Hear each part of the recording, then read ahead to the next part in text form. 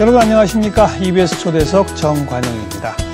해마다 이맘때가 되면 온 나라가 대학 입시 문제로 몸살을 앓죠. 왜 그럴까요? 다들 좋은 대학 보내고 또 좋은 직장 구하게 해서 행복한 삶 살게 했으면 이런 마음 때문이겠죠. 하지만 많은 사람들이 사실 애써 대학 갔지만 졸업하고 나서 일자리도 찾지 못하는 게 오늘의 현실입니다. 이런 우리의 문제들 시원하게 대답해 주실 분을 오늘 모셨습니다.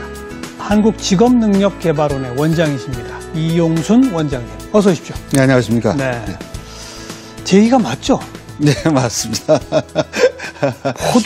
모두가 자기 자식들은 좋은 대학 나오고 그러면 뭐 저절로 좋은 직장 나오고 뭐 이러길 바라는데 이거 어떻게 고쳐야 됩니까? 오늘 그 답을 좀 들으려고 모셨습니다. 제가 그의 기대만큼 좋은 답을 드릴지 모르겠습니다만 그 문제는 사회가 능력보다는 학력과 학벌을 중시하는 이러한 사회이기 때문에 그런 문제가 있다고 그렇죠. 생각합니다. 아시는 바와 같이 예전에 사회가 단순화되고 경제 성장률이 높았던 이런 시대에는 대학 학위 자체가 능력이라고 인정을 했었습니다. 옛날에는. 그렇죠. 예. 그때는 대학 나온 사람도 몇 프로 안 됐고. 그렇죠. 그렇습니다. 그래서 대학 나오면은 일단 인정을 받는 걸로 했기 때문에 막 거기에 대한 인식이 계속되다 보니까 또한 또 우리나라는 전통적으로 왜 산업공상이라는 이런 사회적 풍토가 있지 않습니까? 예. 예, 그래서 그거에 대한 또 인식 이런 것들이 다 합해져서 무조건적인 대학 진학을 해야지 좋은 직장을 가질 수 있다. 이런 생각에서 모두를 대학 진학을 해왔기 때문에 이런 문제가 있다고 생각을 합니다. 학력, 학벌 이것과 능력은 다른 거죠? 능력 중에는 학력도 들어가죠. 예, 들어가는데 뭐 완전히 다르다고 볼 수는 없습니다만, 그러나 능력에는 학력 이외에도 다양한 소질과 적성이라든가 이런 것들이 많이 있습니다만, 단지 이제 학력, 학벌 위주로만. 중심으로 모든 게 이루어지기 때문에 문제가 있다는 거죠. 그래서 너도 나도 할 거 없이 그냥 대학은 무조건 보내려고 한다. 그렇습니다. 그리고 또 하나는 실제로 대졸자들과 고졸자 이하의 임금 격차가 심하지 않습니까? 예, 그것도 사실입니다. 예. 그것도 왜 그렇습니까?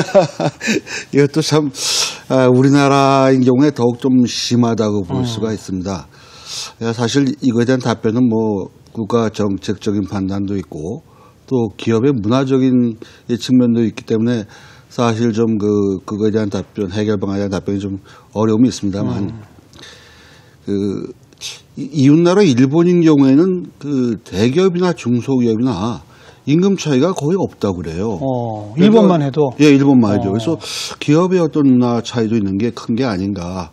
그래서 이런 것들을 해결하려면 대기업의 중소기업의 임금을 올려야겠죠. 중소기업의 임금을 올려야 되는데, 대기업에서 그러려면은 이 하청 같은 거를 이제 중소기업하고 서로 계약을 맺으면서 이 불공정한 것들이 좀 있는 것 같아요. 그러니까 이 성과가 있으면 그거를 중소기업하고 같이 나누는 게 굉장히 중요한데 중소기업의 성과를 대기업 쪽에서만 너무 가져가다 보니까 이런 차이가 자꾸만 계속 존재하는 게 아닌가. 그래서 그러한 대기업의 성과도 중소기업하고 같이 공유해서 중소기업도 같이 임금이 올라갈 수 있도록 해줄 필요가 있다는 생각이 듭니다. 네. 그리고 또 어렵사리 학교를 졸업시켜서 직장에 보내려고 그러면 직장도 별로 없습니다만 어렵사리 또 취직에 성공을 했어요. 그럼 기업에서는 뭐라 그러느냐. 도대체 뭘 배워서 왔는지 모르겠다. 이건 또 그만큼 학교 교육과 직장에서 요구하는 직무 능력과 또 거리가 있다는 거 아니겠습니까? 맞습니다. 이건 또 어떻게 고쳐야 됩니까?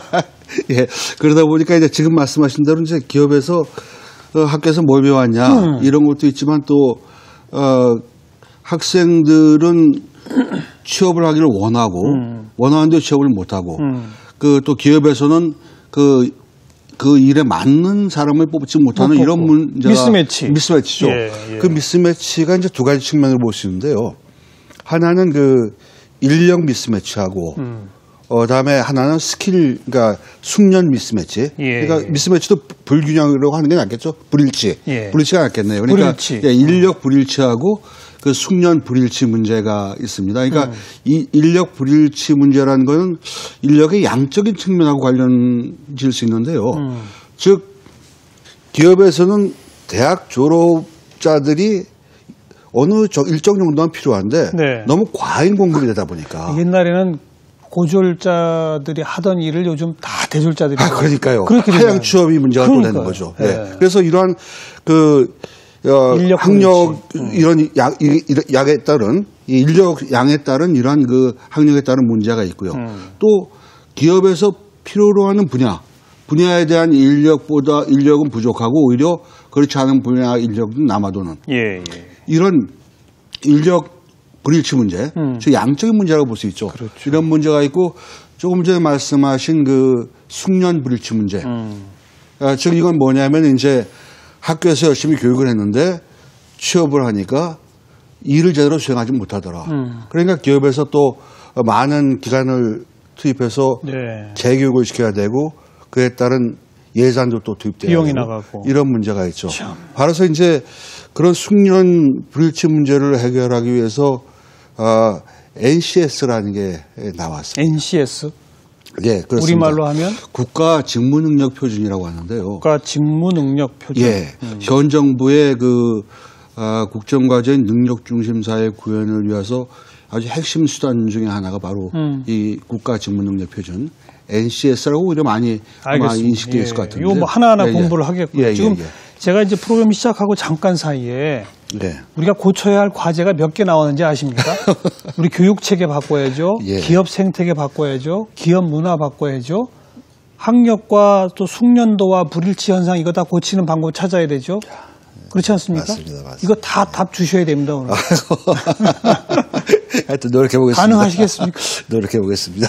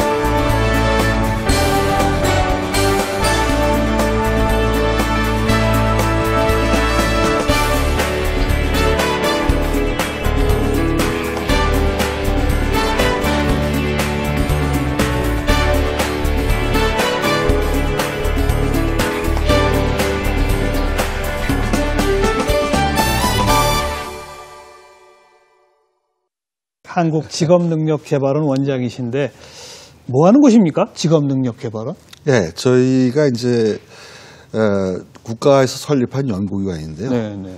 국무총리 산하에 있습니다.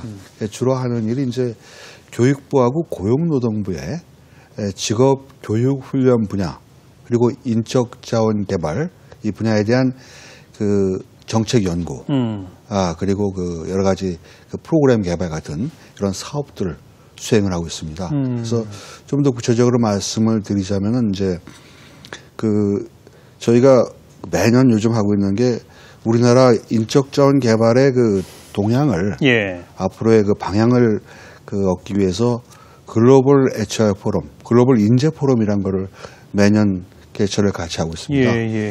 그러한 것도 이제 개최하고 있고 산업 수요에 맞는 이런 그 마이스터 고등학교 개교하고 또 운영하는 데 지원도 하고요. 그리고 초중고등학교의 진로 교육을 위한 이 연구라든가 각종 그 진로 정보 프로그램 개발, 또 특성화 고등학교와 전문대학에 대한 그 발전 방안에 대한 연구, 또 국민의 평생 직업 능력 개발을 위한 이런 그 연구라든가 프로그램 개발 이런 것들 여러 가지를 아주 수행을 하고 있습니다. 정말 많네요. 예. 그러니까 초, 중, 고 또 특히 마이스터거나 특성화고 전문대 직업과 직접 연결될 수 있는 어떤 교육 체계를 어떻게 만들어내느냐. 정책 방향만 연구하는 게 아니라 직접 설립도 도와주시고 지원도 하시고. 그리고 교육과정도 개발하고 교과서도 개발을 하고요. 또 현 정부에서 교육에서 중요하게 지금 추진하고 있는 자유학기제. 자유학기제. 자유학기제 종합교에서 하는 거. 자유학기제 운영 지원도 하고 있고요. 또 그 산학일체형 도제학교라고 스위스하고 독일의 그 직업교육을 저희가 우리나라에 맞게 지금 만든 학교인데요. 산학일체형 도제학교 운영 지원도 하고요.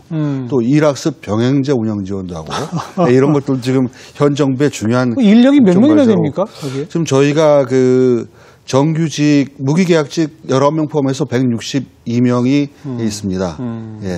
정규직이 그렇게 돼 있고요. 그 외에도 이제 뭐 그 이러한 그 연구나 사업 프로젝트별로 또 많은 인력들이 또 계약직 연구원이라든가 위촉 연구원들이 또 많이 있습니다.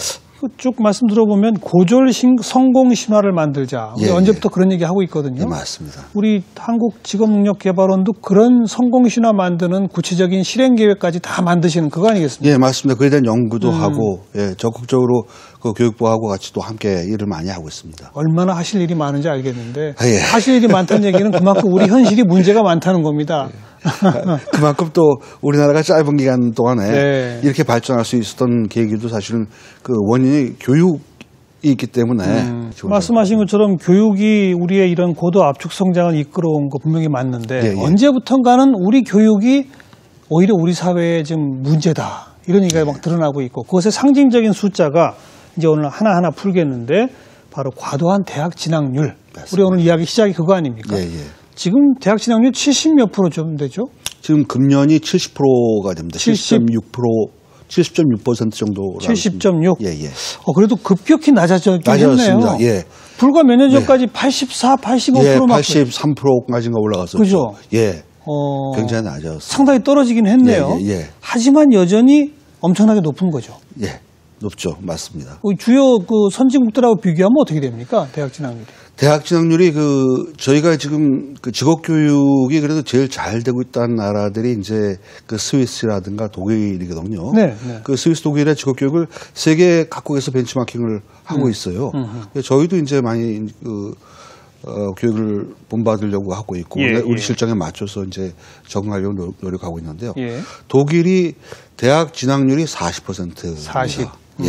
그리고 그 스위스가 그 대학 진학률이 20%예요. 20%요? 굉장히 낮습니다.